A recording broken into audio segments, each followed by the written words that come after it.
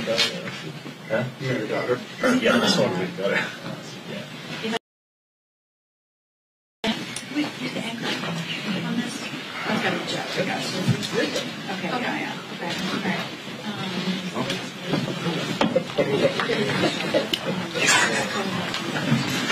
Curveball.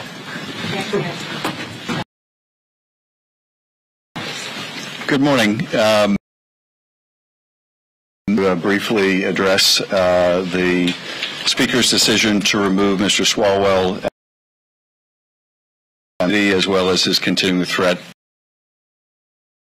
to remove Ilhan Omar from the Foreign Affairs Committee. I'm joined, of course, by my colleagues Eric Swalwell and Ilhan Omar. Let me just begin, if I can, to make a few observations about the off to my colleagues. To bow conference and kind of political length of his speakership. Indeed, it shows the weakness of his speakership, that he is so beholden to the most, and it bodes, I think, the remainder of his speakership. But more arrogating to himself side of the aisle, should lead the Intelligence Committee. He will cause the intelligence agencies, I think, to distrust this combination with the formation of the federal government, which it will only the intelligence community as to and feel confident that will impact policymakers in terms of the information that we have to make decisions about how to protect our national security. Unexpected, but nonetheless, that will bode well. That will bode ill in the future for the placate the Marjorie Taylor, his boss down in Mar. With that, let me turn over to my colleague Eric Swalwell, who I've had the pleasure of serving with on the Intelligence Committee members and one of our years, and indeed the innovation here is not appeasing the an effort to push back against abuses of the majority, and Eric Swalwell has been such an effective advocate on the committee. This is, I think, part and parcel of the motivation as well. Mr. Swalwell. Thank you, Chairman Schiff.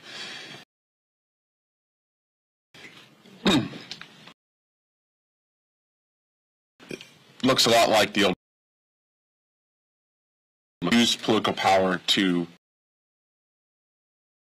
his political opponents, and the new McCarthy in Washington. And throughout this journey of vengeance, because this isn't an amendment, this is about Speaker of the House is using his power to go after his political opponents and to pick them off the field. And that's why we've chosen every step of the way purely political vengeance. Speaker McCarthy is choosing to do something that Speaker Boehner, Speaker Ryan, and Speaker Pelosi did not have information about me. Speaker Pelosi kept me on the committee with access to the same information. Claims about me, never made a peep, allowed me to stay on the committee. The claims that Mr. McCarthy has made about me that I could never get a security clearance, Mr. Schiff was also briefed on and supported me staying on the committee, because the FBI said 3 times all I did was 2 things. I helped them over and over, and I was never suspected of wrongdoing. The Washington Post, in response to Mr. McCarthy's claims, gave him 4 Pinocchios, which is a whopper, the highest amount that they can give for one of the biggest lies that you could tell about somebody else. So this is purely about political vengeance. The cost is not only removing us from the committee, on the Intelligence Committee, the cost is not only breaking, shattering, it's always been bipartisan, the cost are the death threats that Ms. Omar, myself, continues to aid smears against us. Even though we have said publicly these smear threats, he continues to do it, which makes us believe that. But we will not be quiet. We're not going to, 3 of us, more time on our day. Our mission now of this institution, of which so great, turn it over to my colleague, Ms. Omar, the first member of that committee to be born and lead a subcommittee on the Democratic side, and her bond to that committee.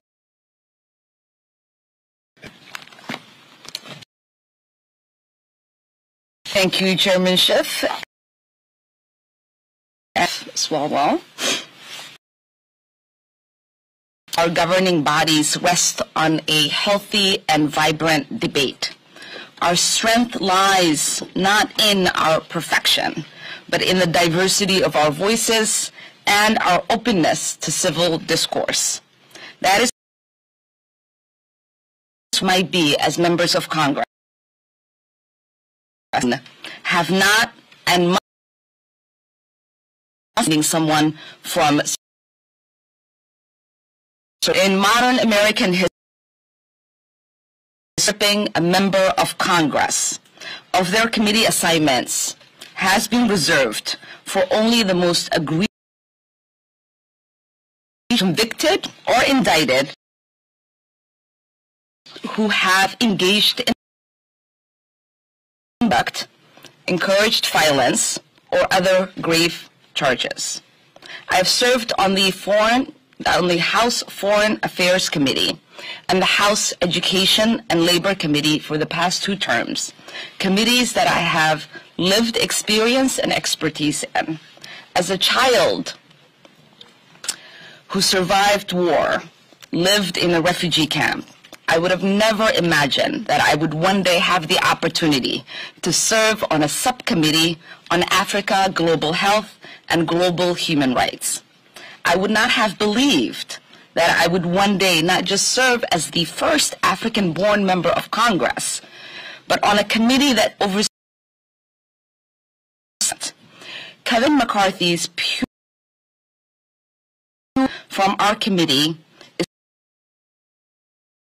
also a blow to the integrity of our democratic institution and threat to our. My question is for Congresswoman Omar specifically. You've had at least 2 Republicans have come out so far and said they won't support removing you from your committee. I wonder if you've had any other private conversations to that effect, and if you think the Speaker may have bitten off more than he can chew by trying to take this to the full House when there may not be the support there. Yeah. So, if you remember in the last term when we removed 2 members of their committees, there was a precise reason for that. That was for inciting violence.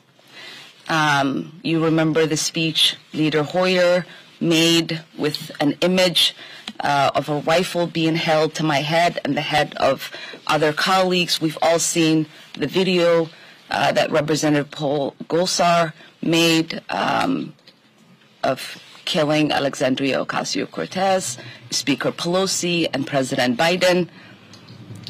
Many Republicans stood up and defended those members and their ability to continue to serve on committees even after they threatened the lives of their colleagues.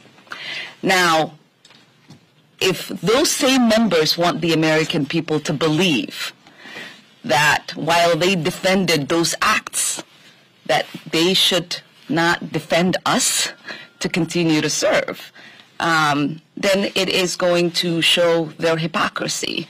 So I do believe that when and if this vote comes, it will be a moment of clarity.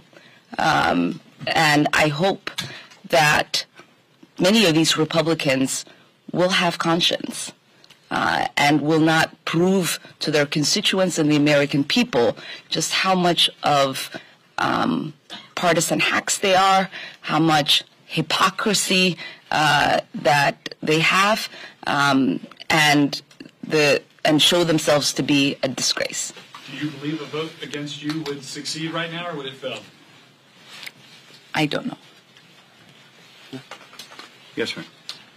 I'm curious to know what you all think about the fact that you all are being removed from committees or threatened, but George Santos has been sat on committees. What does it say about the politics of our country right now? What does it say about the institution? Just any thoughts that you have about Santos being sat on committees and you all going through what you're going through? Well, I'll take a quick stab at it and defer to my colleagues, but the hypocrisy just grabs you by the throat. This is a Republican speaker who is seating a human fraud, George Santos, on committees, a serial fabricator about every part of his existence. He's perfectly comfortable with it. He needs George Santos' vote, if that's the name that he's going by these days. This is someone who, Kevin McCarthy, who owes his allegiance to a party leader in Mar-a-Lago who dines with white nationalists and anti-Semites. He's putting people on committees who speak at white nationalist rallies. The hypocrisy just grabs you by the throat. But hypocrisy is probably the least of Mr. McCarthy's sins. The most significant impact is that he is continuing this destructive trend set by his party leader of tearing down our institutions, of degrading the Congress. And, you know, this new select committee that he's establishing is going to simply just bring greater discredit on the Congress. And that's our paramount concern, is what he's doing to our institutions. In a bitter bargain to get the gavel, to get the speakership, he is slowly undermining each part of the work of this institution, and that's certainly not in the best interest of the country, which expect us to be working to make sure that we confront inflation, that we deal with the economic challenges that we have, that we create an economy that works for everyone. This is what our focus should be on, not on what the lowest common denominator in the Republican conference wants. I would just add, you're seeing now the fulfillment of Kevin McCarthy's corrupt bargain, a corrupt bargain with Marjorie Taylor Greene, somebody who declared on January 5, the day before the attack on the Capitol, that this is 1776, someone who cheered on the insurrectionists, somebody who, as we honor the police officers who were injured that day, she goes to the D.C. jail to make sure that insurrectionists are taken care of. The first time this person's ever cared about the conditions of a jail is when insurrectionists are inside it. She's going on the Homeland Security Committee. It's too rich that the day that George Santos, yesterday, admits to the Federal Election Commission that he defrauded them in his statement that he put $500,000 of his own money into the campaign. It's too rich that the day that he admits that he lied to a federal agency, that the ranking member of the Intel Committee is pulled off the committee. It's just too rich that as the three of us are about to lose our committees, this corrupt bargain also enables Paul Gosar, who depicted himself killing a colleague, goes on to a committee. And it's too rich that this corrupt bargain also includes $75 billion to defund the troops, to defund the troops by $75 billion, a part of the promises that he made for this corrupt bargain. So we are caught up in this corrupt bargain. It doesn't feel good at all. It doesn't feel good personally, but that's not what's important. It doesn't feel good for the country and the Congress because they ran on inflation, crime, border, and they're not taking on any of that. This is the nonsense they're focused on. Last question. Congressman Swalwell. Yeah, I have a question for Congressman Swalwell as well. I was wondering, so your defense to the Republicans' argument that you cannot get a security clearance in the private sector, you kind of defended that saying you cooperated with the FBI. Could you walk us through how you handled that situation after that that issue with the Chinese spy? Sure. how did you handle that? Yeah, and again, I'm happy to heat up the leftovers on something that happened in Barack Obama's first term, but you don't have to take my word for it, because in my predominantly Asian district, 35% larger than any other ethnicity in my district, we had a Chinese woman volunteer for the campaign starting in 2012. FBI came to me and told me this person is not who you and your team think they are.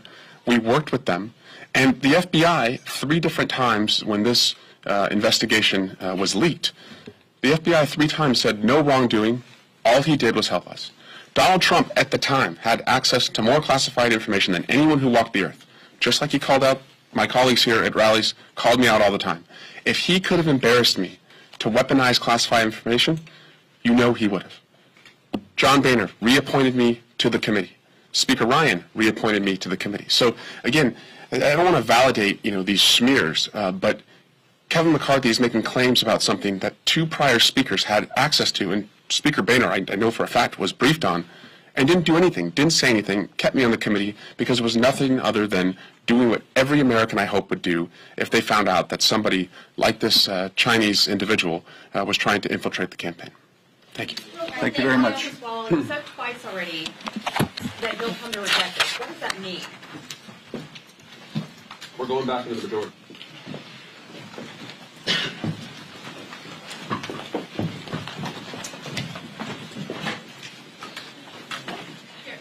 Yeah. Oh, it just said nice to see you. Oh, this is you. That's my name. Never mind me, sorry. Okay. Okay, sorry. It's okay. We were